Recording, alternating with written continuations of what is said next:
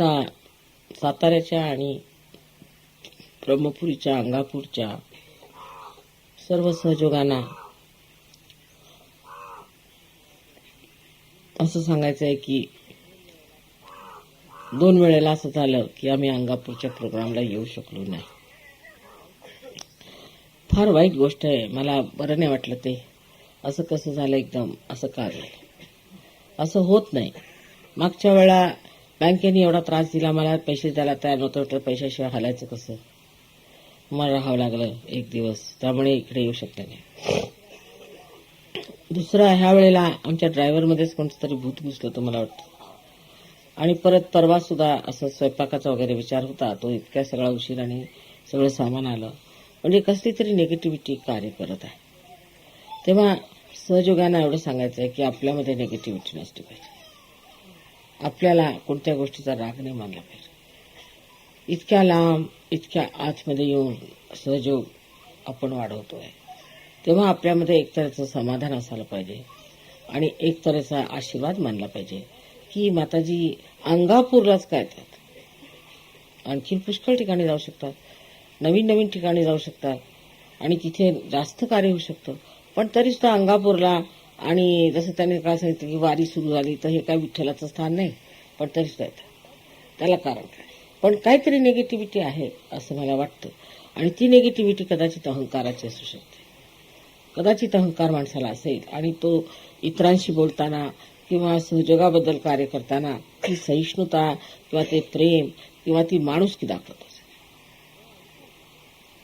तेव्हा विचार केला पाहिजे, असं का होतंय? 2 वेळा हे झालेलं आहे, तेव्हा काहीतरी कारण असायला पाहिजे. तसं पुण्याहून आम्ही 2दा गेलोय बाहेर, पूर्वी सुद्धा. मग असं काय व्हायला नको होतं. पण अशा अडचणी येतात की त्याला काही मार्गच मिळत नाही, त्यातनं मार्गच मिळत नाही. तेव्हा मी सुद्धा मग असा विचार करून सोडून टाका. पण एकदा तुम्ही सगळ्यांनी विचार केला पाहिजे की आमच्यात माणुसकी पूर्णपणे आहे का? आम्ही सर्व सहयोगांना प्रेमाने वागवतो का? त्यांचा आम्ही मान ठेवतो का? की आम्ही आपल्याबद्दल, आपल्याच फॅमिलीबद्दल, आपल्याच घराबद्दल विचार करत राहतो? असं जर केलं तर तुमचं तर नुकसान होईलच, पण इतरांचंही फार होईल आणि तुमची जबाबदारी आहे. तेव्हा सर्व इथल्या सहयोगांना माझी हात जोडून विनंती आहे की आपापसामध्ये कोणी उच्च नाही, नीच नाही. सहयोगामध्ये कोणी मोठा नाही, कोणी लहान नाही, सगळे एकसारखे.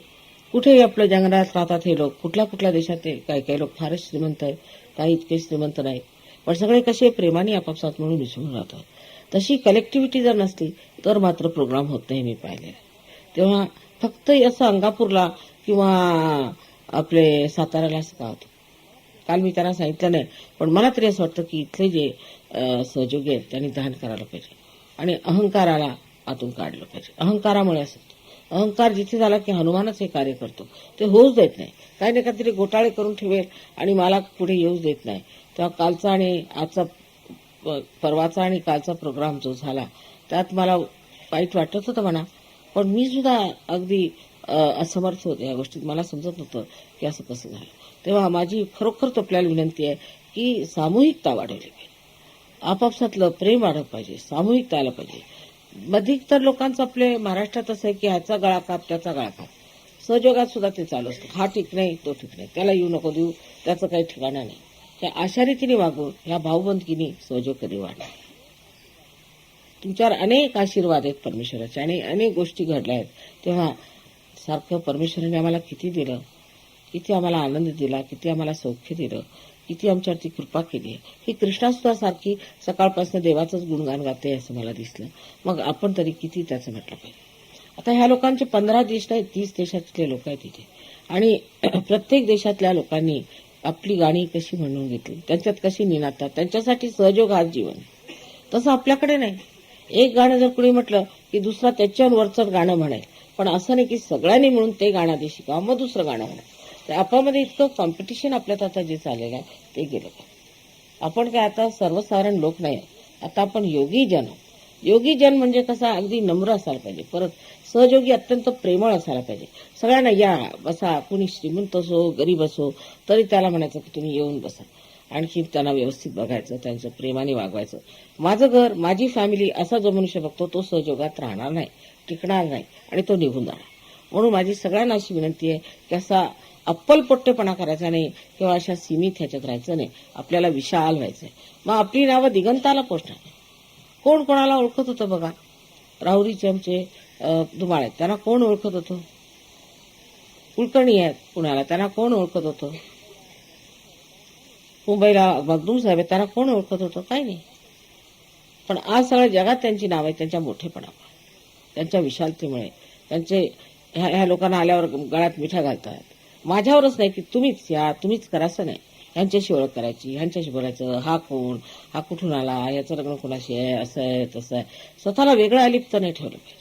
आणि ते जर आलं ना तर ह्यांच्यामध्ये सरमिसळ होईल, तुमची नावं वाढणार, संबंध देशादेशातनं तुमचं नाव आहे.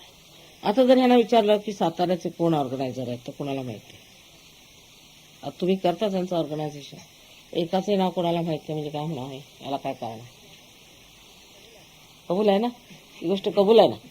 तर सगळ्यांशी बोलायचं, भेटायचं, सगळ्यांना नावं सांगायची, ओळखी करून घ्यायच्या, कोणत्या गावचे, कोणत्या देशाचे, त्याबद्दल माहिती नाही वाटून घ्यायचं. आई जे म्हणते ते हितासाठी म्हणते तुमच्या, ते सगळ्यांचं भेटून घ्यायचं, बोलायचं. कोण आहे आता काच इतकी मंडळी आली ती ज्यांना पार झाले, काय झालं, त्यांची नावं वगैरे नोंदवली की नाही माहिती. मी सगळं बघत होते पण काही बोलले नाही. प्रत्येक वेळा असंच होतं. प्रत्येक वेळा काळजी घ्यावी लागते. हे आपले पाहुणे नाहीत, हे आपले अंग प्रत्यंग आहेत. आपलं शरीर आहे, आपल्या शरीरातले भाग आहेत, हे समजलं पाहिजे. आता इतक्या विशाल शरीरात तुम्ही प्रवेश केलेला आहे आणि त्या शरीराचे आपण अंग प्रत्यंग आहोत. जसं ह्या बोटाला लागलं की लगेच ह्या बोटाला कळतं आणि सगळं शरीर हालतरून निघतं, तसंच आपलं आहे. तेव्हा ती एकतांता, ती एकात्मता जोपर्यंत आपल्यामध्ये येणार नाही, त्यांच्या ओळखी पटणार नाही, तोपर्यंत आपण सहयोगामध्ये अजून उतरलो नाही, आपल्याला सहयोग समजलेला. ज्यांना सहयोग समजलेला ते हे समजतात की हे युगायुगातलं फार मोठं एक सुवर्ण आहे. आणि ते म्हणाले लहान सहान गोष्टीमध्ये सुद्धा आपण बघतो की अजून जाती पाती अमकं तमकं सुटलेलं नाही. हे आपल्याला तोडलंच पाहिजे.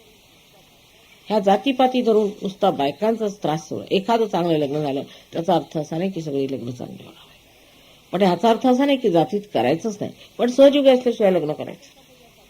पण तो जातीतलाच असला पाहिजे असा अट्टहास करायचा नाही. आपल्याला सर्व विश्वास बसवायचं, ही हिंमत असायला पाहिजे. जर ही आम्ही तुम्हाला समर्थता दिली नाही तर तुम्ही कसले सहयोगी. जर तुम्ही समर्थ असाल तरच होऊ शकतो. तर एऱ्या गबाळ्याचे काम नव्हे, त्याला पाहिजे जातीचे सांगितलेलं आहे. आणि मराठा ते तुका वेळ व्हावा असं का म्हटलं.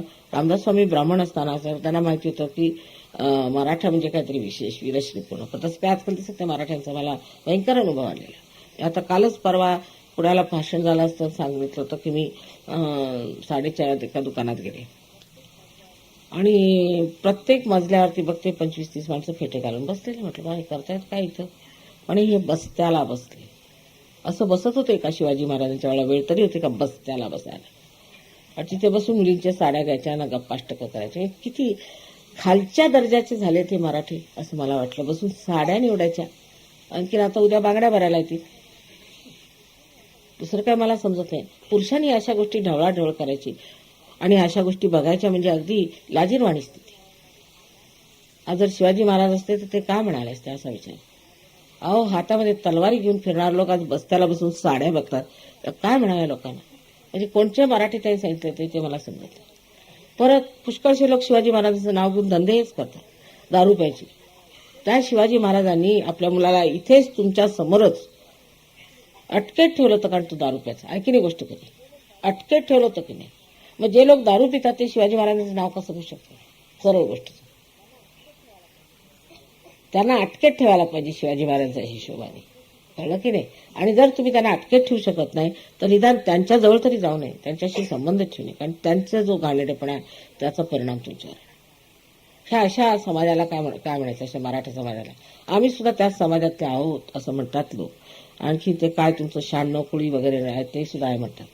तर त्याला काय चाटायचंय, काय त्याचा अर्थ आहे. 96 कुळी म्हणायचं आणि बायकोला मारायचं.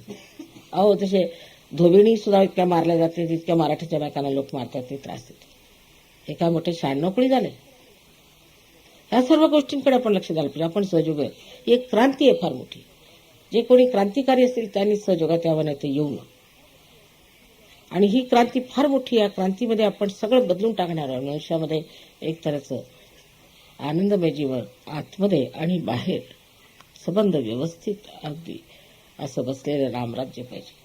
त्याची मी कल्पना केलेली आहे. त्या रामराज्याला जर तुमची तयारी असली तर माझ्यावर उभं राहायचं, नाही तर उभं राहायचं नाही.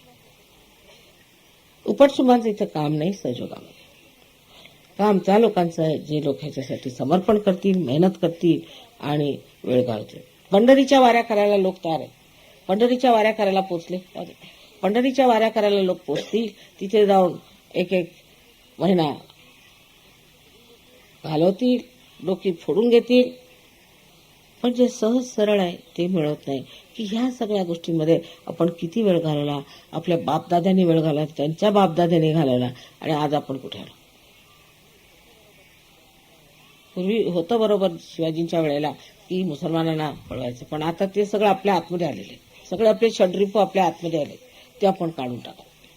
सहयोगामध्ये बोलायचं एक आणि करायचं दुसरं असं नाहीच. तसं तुमचं आई करत आहे तसंच तुम्ही करायचं. प्रत्येक गोष्टीमध्ये लक्ष ठेवलं पाहिजे. दुसरी गोष्ट मी इकडे अशी माझी लक्षात आली, खरोखर म्हणजे मी नागपूरची राहणार आहे. नागपूरला लोक भयंकर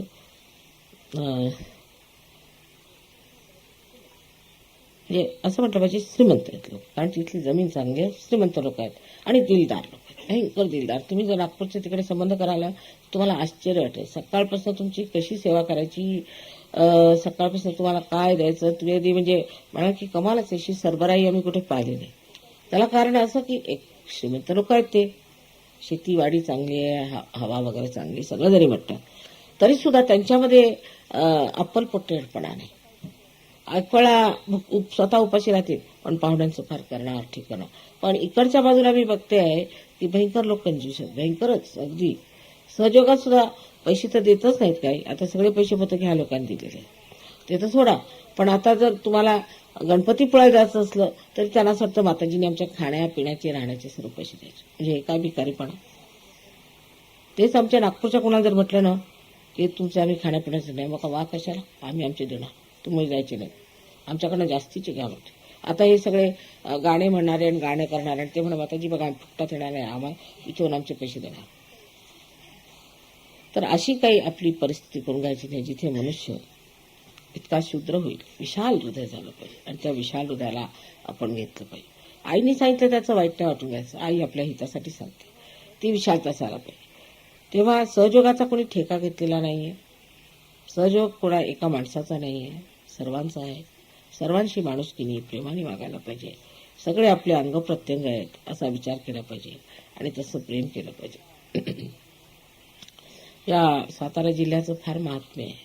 इथे कृष्णाच वाहत नाही, पण इथे इतक्या साधू संतांनी कार्य केलेलं आहे की मला आश्चर्य वाटतं की ह्या सातारा जिल्ह्यात सहयोग का बसू नये. पण त्याला कारण जे असेल ते शोधून काढलं पाहिजे, त्यावर तोडगा काढला पाहिजे आणि का होत नाही. जर तुम्ही हिया केला तर का होणार. राजकारणी लोकांनी किती प्रकार करून ठेवले आहेत. मग हे अध्यात्म आहे, ह्याचा कोणाशी संघर्ष काय, त्याचं कोणाशी भांडण काय, आणि लगेचच कोणी सहयोगात आल्याबरोबरच त्याला फायदा होतो. आता हे दयाल साहेबच बघांची काय परिस्थिती, आज यांची परिस्थिती किती चांगली. कालच एक गृहस्थ भेटले म्हणे माताजी मी आलो इंटरव्ह्यूला, मला मोठी नोकरी मिळाली. म्हणजे पैशाच्या दृष्टीने म्हणत नाही, पण इतर मनाला स्वास्थ्य, अहंकार आदी, राग येणं, तो दुसऱ्यांवरती राग दाखवणं, हे सगळं सुटतं.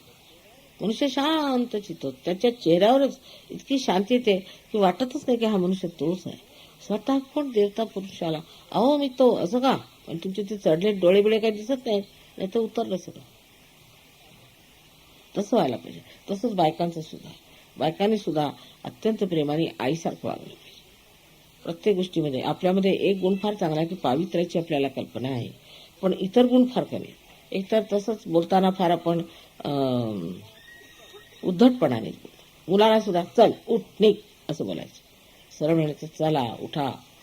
आपल्या तिकडे आमच्या नागपूरला मुलांना कोणी असं बोलत आहे, चल निघ उठ असं नाही बोलत, चला उठा.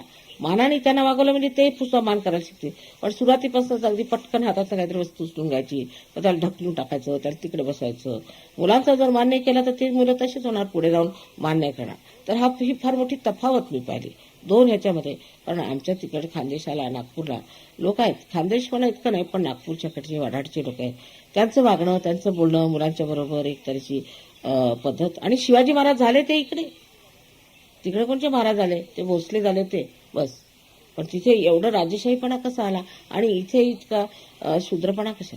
तर मुलांशी सुद्धा इज्जतीने बोललं पाहिजे. आपण सुद्धा यावं. आता सहयोगी आले मानपान केला पाहिजे. आता पुष्कळदा मी आमच्या प्रतिष्ठानमध्ये बघते की काही भेटायला आले की मला सांगायला जाऊ घ्या ना, काही खायला द्या की, म्हणजे मग लोक देतो. असं नाही की आल्याबरोबर काहीतरी खायला द्यायचं, त्यांना पाणी द्यायचं की बघायचं. तशीकडे पुण्याला तर मुळीच पद्धत नाही. तिथे तर एक पेरू 10 माणसांना वाटून खातील. अशातले भयंकर कंजूस लोक आहेत पुण्याला. पण साताऱ्याला तसं नको. तुमच्या इथे शाहू महाराजांसारखे लोक झालेले आहेत आणि कितीतरी गोष्टी झालेल्या आहेत. तेव्हा एकतर दातेपण असलं पाहिजे, मोठं पण असलं पाहिजे. लोकांना तोडायचं फार लवकर येतं. आपल्या मराठी भाषेमध्ये इतका गोडवा आहे, इतकं सगळं चांगुलपणा आहे, पण हे तोडण्याचं जे प्रस्थ आहे ते कसं वाढलं मला समजत नाही. अपमान करायचा लोकांचा, फटकन काहीतरी बोलून टाकायचं, ते तसं सहयोगात नसलं पाहिजे. कोणी गरीब श्रीमंत असला तो आहे तिथे आहे, परमेश्वराने ते केलेलं नाही, समाजाने केलेलं आहे, पण त्याची काही मान्यता घ्यायची नाही आणि सरळ मनाने अत्यंत उदार हृदयाने प्रत्येकाला आपल्या हृदयात बसवलं पाहिजे. कारण तुम्ही संत साधू आहात, तुम्ही सगुणामध्ये आलेले निर्गुण आहात. तेव्हा तुमचं वागणं कसं सुंदर असायला पाहिजे. त्याच्यात गर्विष्ठपणा नको, त्याच्यामध्ये जुन्या कल्पना नको, काही नको. जर ते झालं नाही तर तुमची सहयोगाची प्रगती खुंटेल. म्हणून आज मी उघडपणे सांगते की फार जरुरी आहे की सहयोगांनी साताऱ्याच्या विशेष करून एक फार प्रगती करायला पाहिजे.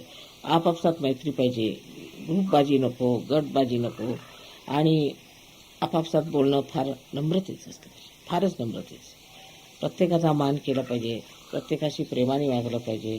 आणखीन कोणी मनुष्य आहे तो तिकडचा आहे, हा इकडचा, असं नाही करायचं. सगळे आपल्या हृदयात ते आहेत असं समजून वागलं पाहिजे. त्याबद्दल तुम्ही क्षमा करावी मी सांगितलं, कारण मला स्वतःला समजलं नाही की 2दा असे प्रोग्राम का झालेले आणि काय गोष्ट झाली. आणि मग त्यामुळे फार घाबरले होते. दुसरं काही नाही, पण सहयोगाला सोडून जाणार तरी कुठे? सहयोगाशिवाय मार्ग काय? आणि त्यानंतर मग किती त्रास होणार, त्याचे किती झेलावं लागणार आहे. म्हणून व्यवस्थित चालावं. नदी तुमच्या घरापर्यंत आलेली आहे. आता गंगेचं जे काही आहे पुण्य ते उचलायचं आहे आणि त्यासाठी इतका विचार करायचा नाही. फक्त एक समर्पित असून आता जी तुम्हाला आमचे सगळे जेवढे काही कुसंस्कार आहेत, आणखी जेवढे काही आमचा अहंकार आहे, तो सगळा आम्ही समर्पण केला असं मनामध्ये प्रार्थना करून माणसाने सहयोगाला वाढी लागलं पाहिजे. त्यात नवरा असं म्हणतो किंवा बायको असं म्हणतं असं म्हणायचं नाही. सहयोगी प्रत्येक ठिकाणी आपला व्यक्तिगत सहयोग वाढवू शकते. इतकंच नव्हे तर हळूहळू सगळ्यांना जिंकूनही घेऊ शकते. अशा रीतीने एक सशक्त समर्थ समाज आपल्याला तयार करायचा आहे. तो केल्याशिवाय आपल्या राजकीय सुद्धा ज्या काही व्यवस्था त्या ठीक होऊ शकतात. तर मानवालाच परिवर्तन पूर्णपणे झालं पाहिजे. सहयोग म्हणजे कुणीतरी येऊन त्याची मक्तेदारी घ्यायची आणि आम्ही काय ते मोठे सहयोग म्हणून मिरवायचा, असा सहयोग नाही. सहयोगामध्ये तुमची प्रगती काय झाली, तुम्ही कुठवर आलात, तुम्ही काय किती लोकांना जागृती दिली, किती लोकांना प्रेम दिलं, किती लोकांची दोस्ती झाली ते पाहिलं. तेव्हा आता ही मंडळी जाणारच आहेत, आता अतीतलाही जाणार आहेत पुढे, पण तरी सुद्धा त्यांच्यामध्ये बसून तुम्ही कोण काय कुठले त्यांचे पत्ते घेणं, त्यांच्याशी बोलणं, सगळ्यांनी प्रेमाने बोलून घ्यायचं म्हणजे बरं वाटेल. नाहीतर इथे येतात पाहुण्यासारखे आणि जातात. अहो पण पाहुण्यांची तरी ओळख तर झालीच पाहिजे की पाहुणे कोण आहे. त्यांना तुमची ओळख सुद्धा नाही, विचारतात कोणाकडे जायचं, कोणाला भेटायचं, काय करायचं. तसं करू नये. तेव्हा इतक्यांदा ते इथे आलेले आहेत, तुम्ही सगळ्यांनी दोस्ती करून घ्यायची. त्याच्यामध्ये सांगायचं की आम्ही सहयोगी आहोत, असं तसं पुष्कळ बोलायला आहे तुम्हाला आणि मजा आहे त्याच्यात. एक तऱ्हेचा अलिप्तपणा फार आहे, तो अलिप्तपणा सांगून टाकला पाहिजे. तसंच कुठे गेलं तरी साताऱ्याच्या लोकांनी वेगळं राहायचं, मुंबईच्या लोकांनी वेगळं राहायचं हे चुकीचं आहे. सगळ्यांनी सरमिसळ करून राहायचं आणि सगळ्यांनी जाणलं पाहिजे. इतकंच नाही, पण हिंदुस्थानात सुद्धा लोक साताऱ्याच्या लोकांना ओळखत नाही. मला आश्चर्य वाटलं. आता परवाच कोणतरी येणार होते, म्हणे कुणाकडे यायचं, मग काय करायचं. मग तुम्हाला माहित नाही का साताऱ्याला कोण आहे? पण आम्हाला काय माहिती. सांगलीचं माहित आहे, सांगलीला तर काही सेंटरच नाही, मग साताऱ्याचं का माहित असू नये. तर सगळीकडे एक तऱ्हेचं पसरलं पाहिजे आपलं प्रेम, सगळ्यांना आपण जाणलं पाहिजे, सगळ्यांशी दोस्ती केली पाहिजे, सगळ्या विश्वात आपलं नाव झालं पाहिजे. लोकांनी सातारा काय हे ओळखलं पाहिजे. ब्रह्मपुरी माहिती आहे त्यांना आणि ब्रह्मपुरीची नदी माहिती आहे, तिचे कितीतरी फोटो काढलेत त्यांनी, पण साताऱ्याचे संचालक कोण आहे, तिथे कोणते सहयोगी आहेत, काही त्यांना माहिती नाही. तेव्हा असं अलिप्त राहून राहायचं नाही की आम्ही सेवा करतोय. कसली सेवा करायची? सेवा काहीच नाही, प्रेम करायचं आहे. प्रेम करताना आपल्याला त्यांचं नाव गाव सगळी माहिती पाहिजे, त्यांचे त्रास माहिती पाहिजे. त्या प्रेमाने बघा कसं भारावून गेलंय सगळं. आणि असंच माझं हृदय भारावून जातं कधी कधी विचार करून की आता प्रेम करायला कसं शिकवायचं बा लोकांना. तेव्हा आता रागवणं किंवा रुसणं, फुगणं, वेगळं होणं वगैरे ह्या गोष्टी सोडून नुसतं प्रेमाच्या सागरात डुंबून जायचं आणि आनंदाने राहायचं, म्हणजे सगळं व्यवस्थित होणार आहे. आणि एक दिवस असा आहे की साताऱ्यालाच फार मोठं सेंटर होणार आहे. पण त्यासाठी आधी तुमचं वागणं असं पाहिजे जसं साधू संतांचं. नाहीतर पहिल्या वेळा मी आले होते तर किती लोक आले होते, हजारो लोक आले होते, तुम्हाला आठवत असेल तर. ते सगळे पळूनच गेले, ते टिकतच नाही. तेव्हा तुम्ही सुद्धा थोडी तसदी घेऊन शहरामध्ये एखादी शाळा बघावी, त्या शाळेमध्ये प्रोग्राम करावा, आणखी सगळं कार्य व्यवस्थित चालू आहे. पण जर तुमचं सेंटरच फार दूर असलं तर कसं काय होणार. त्या सेंटर तिथून काढून शाळेमध्ये एक सेंटर सुरू केलं पाहिजे. आणखी लहान लहान ठिकाणी सुद्धा लोक असं करतात. इथे असं करायला काय झालेलं आहे, इथे कुठेही सेंटरमध्ये शाळा असेल तिथे करायचं. बरं, सगळ्यांना माझा अनंत आशीर्वाद आहे. मी जे म्हटलं ते लक्षात घ्यावं, त्याबद्दल मनन करावं आणि माताजी आमच्यामध्ये हे सगळं प्रेम वाहू देत, आमच्यातून हे कार्य होऊ देत, अशीच मागणी करायची.